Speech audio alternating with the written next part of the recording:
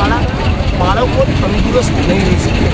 ગુજરાતનું કોઈ ભવિષ્ય નથી તો ગુજરાતના શિક્ષકોનું તમે સન્માન ન કરો. એટલે 5,000 જેટલા સરકારી પદો ખાલી છે.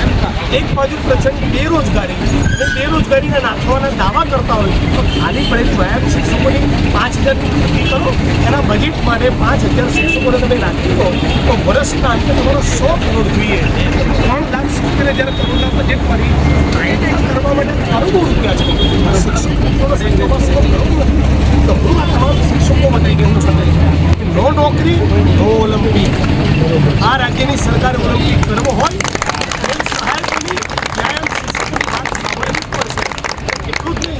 તમામ લોકોને અપીલ કરું છું કે 1 તારીખ 1 મે ગુજરાત સ્થાપના દિવસ અને આંતરરાષ્ટ્રીય મજદૂર દિવસ નિમિત્તે આવો બધા સાથે મળીને આશા વર્કર, આંગણવાડી, જીઆઈએસના જવાન, સફાઈ કામદાર, હોમગાર્ડના મિત્રો, જીઆરડીના મિત્રો, આરોગ્યના કર્મચારીઓ, મલ્ટીપર્પઝ હેલ્થ વર્કર, પંચાયત પટ્ટાવાળા, બીસી, વ્યાયામ શિક્ષકો બધા સાથે મળીને કહીએ ગુજરાતની સરકારને એટલીસ્ટ નાવ હવે તો બંધ કરો આઉટસોર્સિંગના કોન્ટ્રાક્ટ. જરા લાજો 25 વર્ષથી કર્મચારીઓનો ગુજરાતના લૂંટ્યો હવે તો જરા સુધરો.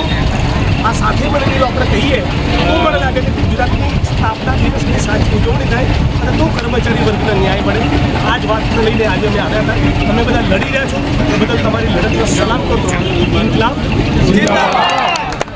વૈષ્ણવજન તો તેને કહીએ જે પીડ પરાઈ.